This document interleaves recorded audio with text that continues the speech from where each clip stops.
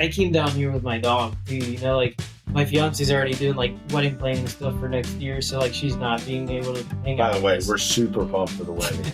I've already got a couple dance moves planned. Don't worry, we're gonna break them out. Go ahead.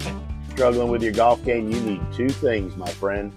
You need some swing lube with some yacht water with real Reposado tequila, and you need to follow me over to DewsweeperTV. Come on, let's go get better at the game of golf. All right, so joining me here on the Tour Coach, I am pumped. We haven't done this in a while. Yeah, quite some time. It's been a bit. Emilio Gonzalez. We've been together how long now? We were doing the math earlier, like 7 years. 7 years worked together since you came out of STMU, St. Mary's. Yes, sir.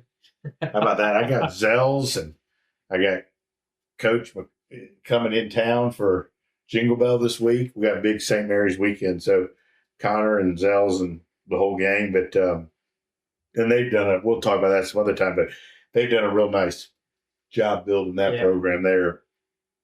They're growing up pretty good. Coach McGraw, he's done a great job building that as a Division II program. It's a great place. And I think one of the cool things now, too, is you can get wherever you want in the world of golf from anywhere. Yeah. You know, the way it's become international. But obviously, you and I have talked a million times, and obviously we've worked a million times, but haven't had you on the pod since you got your PGA Tour card.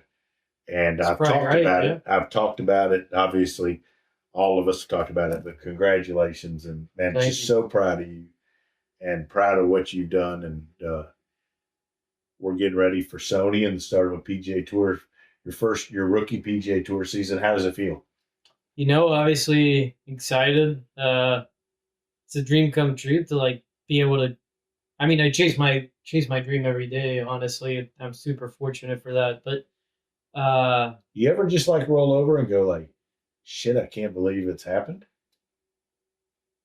You know, like in a way, like hopefully this doesn't come out in an arrogant way, but like I always truly believed I could do it. That's so awesome. like I'm not surprised, but I'm just really excited it happened. Let's put it that way.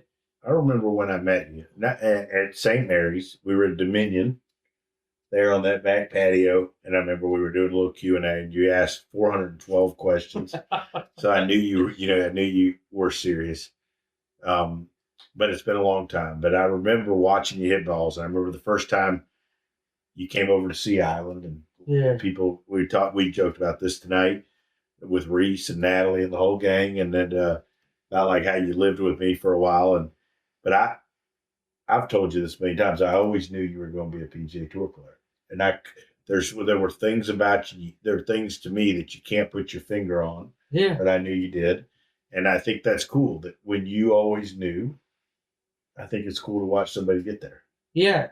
And you know, like the time that we lived together, like quite honestly, I learned how to make salsa. That's one of them, right? But one of the coolest things is like quite honestly, like the most grateful part of those 10 months that I lived with you was like how much yes, I got a chance to work with you more often, and that was great, but like just us like having a glass of wine, sitting in the condo watching TV, and me just like picking your brain about things, you know, like it definitely made me realize like, okay, like this is what I got to do. Mm-hmm. And obviously nothing is guaranteed in life, right? And in golf, no, I don't have to say it, right? Yeah, well, I think I've been fortunate in that the good players I've been able to teach, which you've become one of the best now, though, have always been so gracious about spending time with the ones coming up behind. Yeah. And obviously during that time, Lucas was a huge part of it. I was with Lucas, and he was the best at spending time with you young guys at Frederica. At that period of time at Frederica, good, bad, and different for me at the end, but like COVID year, it was different. Yeah. But we all hung out, and damn, we played golf every damn day. Yeah. And I would teach, I would work with you guys. I had some members, and I had folks coming to see me, and you guys would play. And I'll never forget the one time, like there was like Lucas and you and a bunch of people, and I think Andy was there, Yvonne was there, Breen was there, and we ordered food and we took it back to one of the cottages. And I remember Breen playing like poker with somebody at like 12 years old or whatever, 11 years old, right? But those were crazy times. But like the willingness of players, I don't want to say better, but like further along in the journey. Yeah. And you're doing that now, though, with the guys I had bringing up. And even, that's fair. Time flies, but you're right. Yeah, you're a veteran now. How's it feel? Yeah, I'm definitely a dew sweeper veteran now. So, well, okay. So, what have you learned? So let me ask you this. I was thinking today. I knew we were going to do this, so I knew I was going to ask you to sneak this in. But what makes you a better player now than you were 2 years ago? What do you think has made you a better player, or what is better about you? It's a few things probably, but like obviously, like, and I've said this a bunch, and I've probably said this in the podcast as well, but like working with you and swing wise, and like with Jackson and Ramon with my short game and putting, it's about like sticking to what I know is going to take me to better results or better performance, obviously, and better feels in the golf course. And that's a big piece of it. But like, quite honestly, the other part is just like, just being happier with my life, like just being fulfilled with what I have, not like expect that I'm just going to be happy until I get to the PGA Tour or until I succeed more with golf. Like, once I kind of surrendered to that, was that hard? It was really hard. Like, really? Oh man, like it beats you down pretty good. Mm-hmm. And it's like, sounds so easy to do, but it's not. Like, it's really hard. So like, for example, like here that I'm in South Florida for a few weeks practicing, I'm super grateful for it. But like, go ahead. But dude, like every morning at 7 a.m, sunrise, like my dog wakes me up and I just take her to the beach and we hang out, see the sunrise. I throw a tennis ball at her and brings it back. And like every morning I'm just reminded that like my life is great. So like I don't need golf or good or bad golf to dictate that for me, you know? You and I obviously are very close. And you've been with me through ups and downs and teaching too. And I've had to learn that too. Yeah. Right. I've learned that, like, and I'm open and honest about it. Like, there were periods of time where you evaluated, like, almost like how you are as a person related to, like, how all my guys played. And I think players do that too. Oh, dude, like right? It's just as bad, I think. Right? Probably worse. Yeah. Probably for sure worse. But, like, I would think, like, God, I mean, everybody missed cut this week. I'm terrible. Yeah. And so, like, Greg has helped me in a similar way. You know, you and Dr. Carton and Greg work. But the same deal. Like, you realize, man, like, I got Yvonne, she's great. You got Abby and Breen, they're great. Like, I do great stuff. Like, if everybody plays bad, I'm still okay. Yeah. Right. And like, quite honestly, like, for me, and it like, makes it better. Yeah. Like, an example that Greg always puts me, and for some reason I always fucking forget it. But like, he always tells it to me. Like, let's say you won the Masters this year, for like, you get into the tournament and you won the Masters this year. Is your life really gonna change? Not really. You know, like, I'm gonna wake up and like, my family's gonna be the same. I'm gonna be grateful for the exact same things. I'm gonna want to do the same things with my life and in my off time or outside of golf. Like, so yeah, it's really the same. Like, why are you so? I'm not trying to take the motivation out of this. Like, I love golf and like it's a big part of my life. But like, why do you think you're gonna be happy until you're really successful with golf?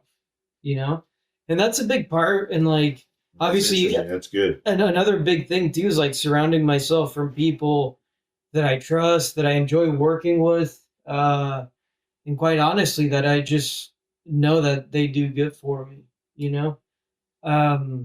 And not, I mean, this goes more for like like, let's say you go through a little streak that you're just not playing great, like, at least have people that you know that you can really count on, that you have full faith that they're going to help you and put honest work to get things better.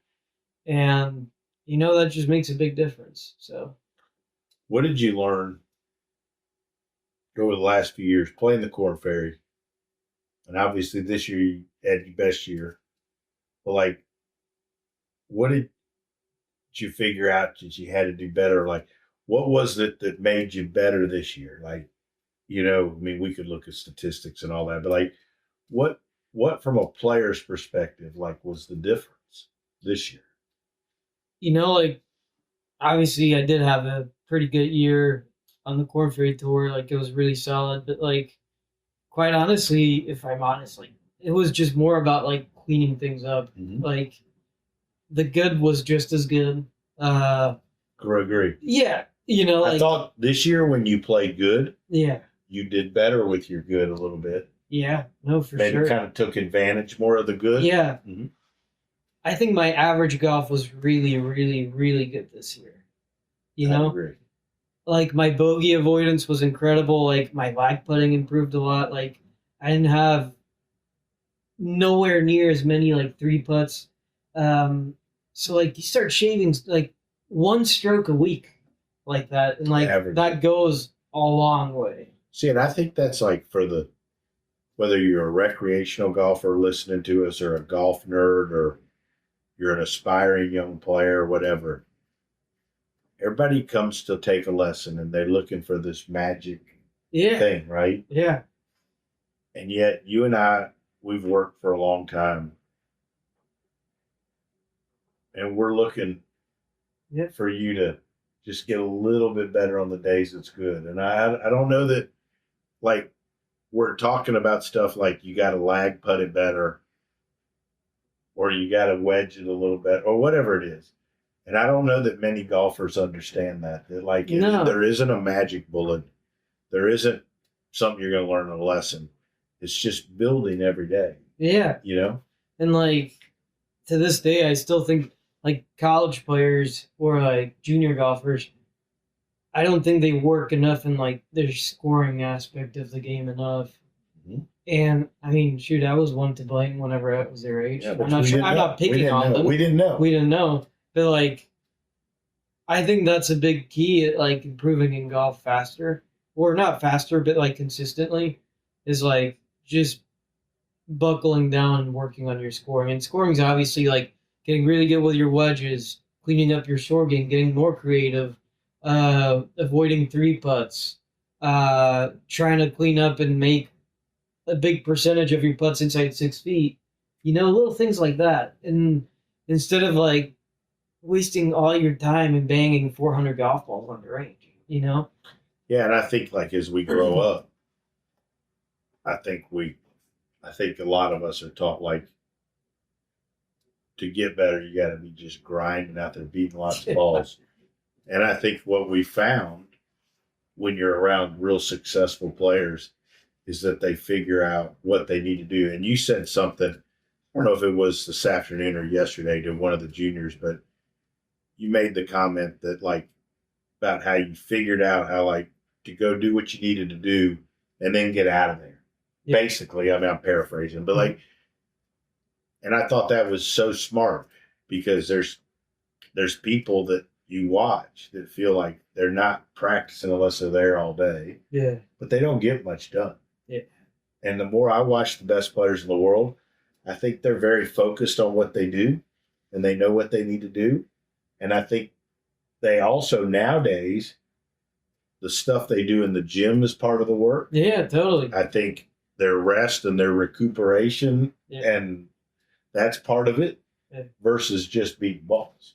Yeah, I mean, it was the junior that you're talking about. I remember I was telling him it's like a great example for me, even for me that I don't have this at home every day. Like, man, being in Old Palm and that you have brand new golf balls set on the range, a beautiful range, the practice holes, an incredible short game area, and an incredible putting green, and a great golf course. It's like you want to be there all day, but it's like you're gonna burn yourself out, and like you can't do that to yourself day in and day out. Like you get to a point where like you start regressing instead of progressing if you spend too much time out there. I don't know if you agree, but no, I used to always say, and I've told the story, and if he hears this, he'll know exactly what I'm talking about. Like Smiley, who obviously is doing fantastic broadcasting, and we still work, but like he used to be able to take a lesson and start hitting it good, and we could hit till he hit it shitty. Yeah. Right? Like we could stand out there long enough that we would start hitting it shitty. And at the time, I mean, I was obviously younger and newer out there. Like, you know, you're like, nowadays I know a little more. It's like, dude, we've done what we need to do. You don't need to stay out there. And I think you figured that. I think you've done for a young guy, I think you've done a really good job with that. You figured out how to get what you need to get out of it and go do. Even when we do lessons and we work, which we do very consistently, and we have a good plan, you come into a lesson knowing what you want to work on. You have questions you want answered. And when we're done, you're kind of done. Yeah. Yeah, I kind of like, we were talking about this when I came to see you last week, and we were laughing about it, but it's like you leave with peace of mind because you know, like, you did have questions, you did have a few things that you felt like you had to work on. Great, let's do it. But then once you're done, you have this peace of mind where you're like, no matter what I do after this, I can enjoy it. I can enjoy the moment. I'm not going to be thinking about my golf swing or golf. Right. You know? And one of the things is we kind of talk about 2026 and starting your PGA Tour. Like, one of the things I've tried to impart upon you is that I think one of the mistakes people make, I know Luke Guthrie talked to you a little bit about this. Give him a shout out because he's such a great human and player. But like, was it, you know, like, you've made the PGA Tour. Don't change who you are just because you're out there. And I've tried to help you understand that what you do is great. Yeah, totally. And I think one of the hard parts is getting out there, and you're going to see different people that are great at different things. And there's going to be golf courses that are great for certain people, not as good for others, week in, week out. But to stay true to what you do and believe in what you do and focus on what you do. And I think that's a real key for you. And I think you're doing unbelievable this off season. What are you thinking about? How are you preparing for starting it? So, you know, I don't know the answer to that. Like, at the end of the day, I'm going to be a rookie next year. But from what a few of the people that I trust and I value their opinion that they've told me, it seems like my head is in a good place. I'd agree. So, like, quite honestly, I'm doing my best at, like, getting the things that I feel like I have to really work on done right now this off season, and not, like, go out and start the year and feel like I got all this stuff to figure out. You know, like, I went and see the fitter I work with. I've seen you a lot more than I usually come and see you. Same with Jackson. I've spoken to Greg a bunch, you know, so it's like, I feel like I'm kind of putting things together. By no means it's perfect, but like, yeah, for me to have a really good set plan and try to avoid like panic out there, you know, like quite honestly, for me to not go out and feel like I got to change a bunch of like my DNA in golf or how I do things to succeed out there. I thought Greg, I hate to give him credit because but Dr. Carton, Greg Carton, if you're listening to this, he's the best out there.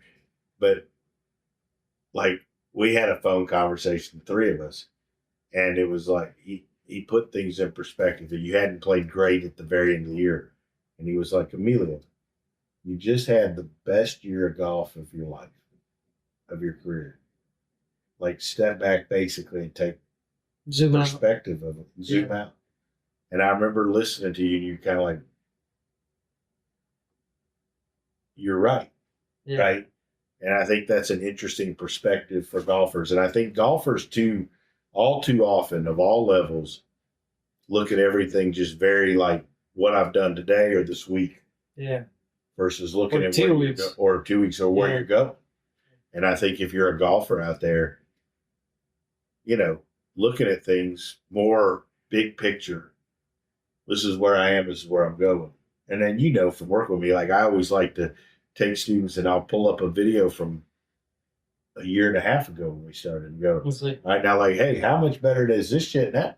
Well, okay, well, maybe I'm not as bad as I thought, right? And I think it's good. I think I always remember, I don't know who said this, might have been Hank, like, you can't,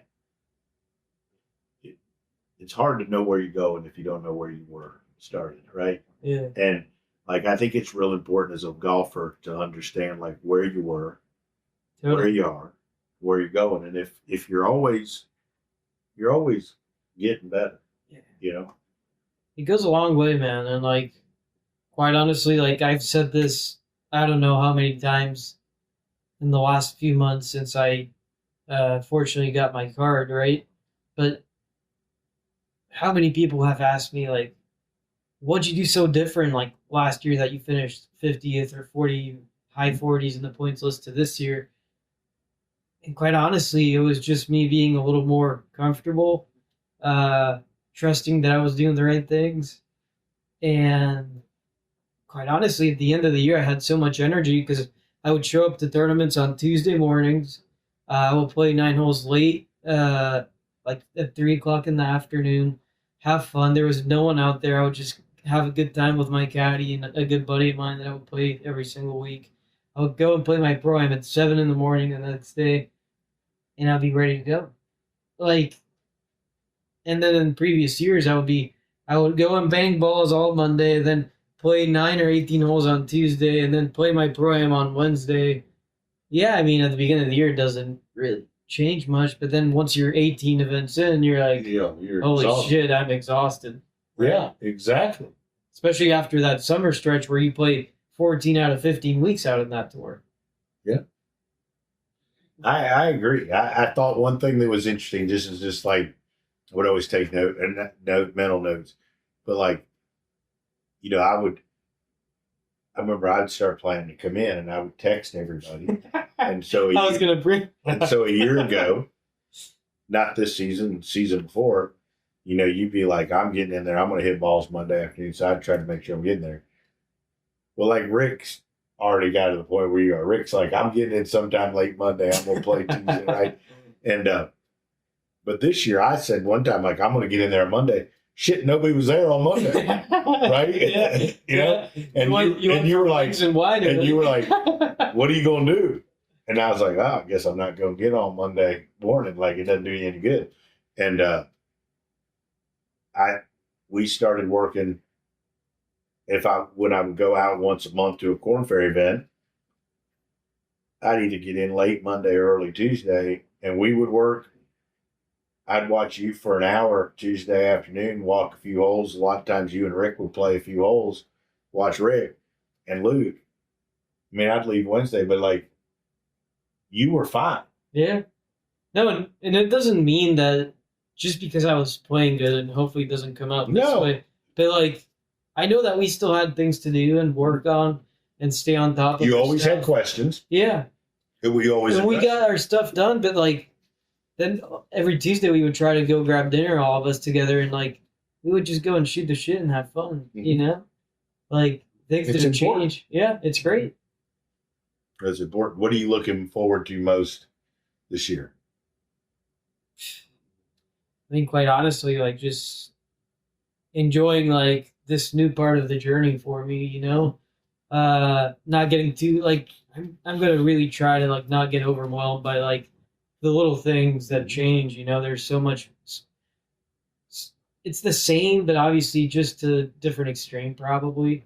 From my experience of playing the few tour events I've played, there's a lot more people, a lot more cameras, a lot of more of everything, right? Yeah. So it's just more about like trying to see it with a perspective of like enjoy it and be thankful because this is what you asked for, instead of like trying to push the discomfort away just because it's something new. Like being asked to be on the Tour Coach podcast. But it's true. And like, you know, Greg, we always bring him up, but he does a great job of always talking about like,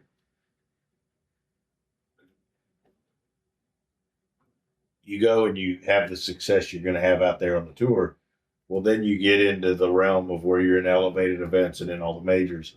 That's a new level of stuff, but it's the same.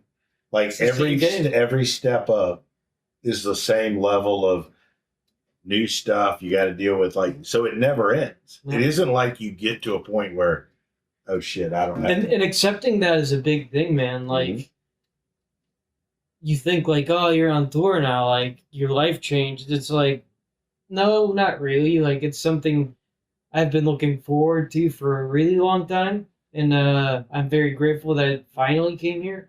But at the same time, it's like you still gotta go and do your thing. Yeah. Right? Agree. And like,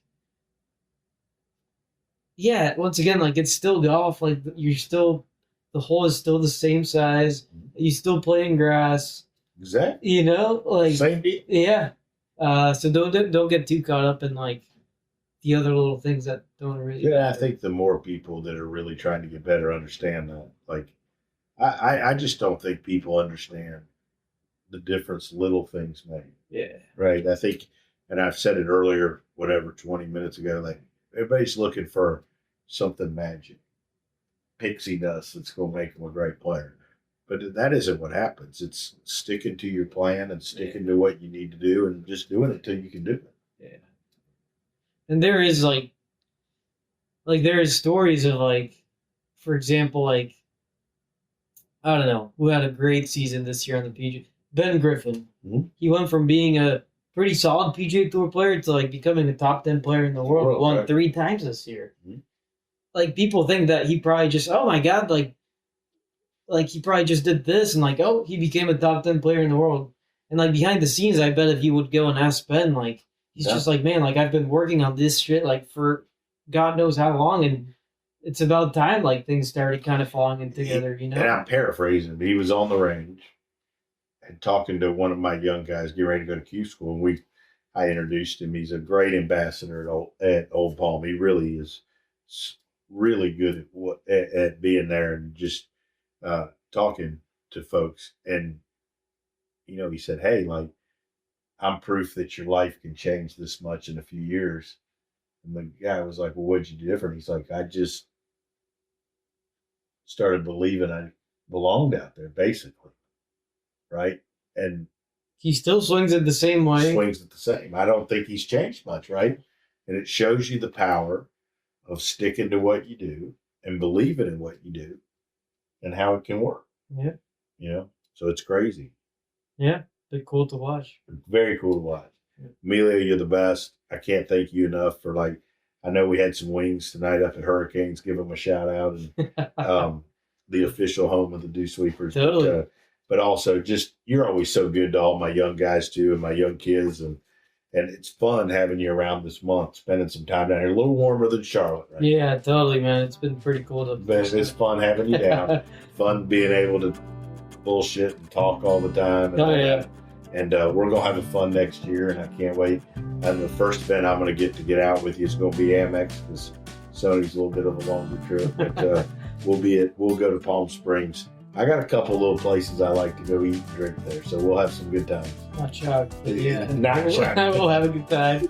Yeah. Awesome. You're the best, buddy. Yeah, thank you, dude.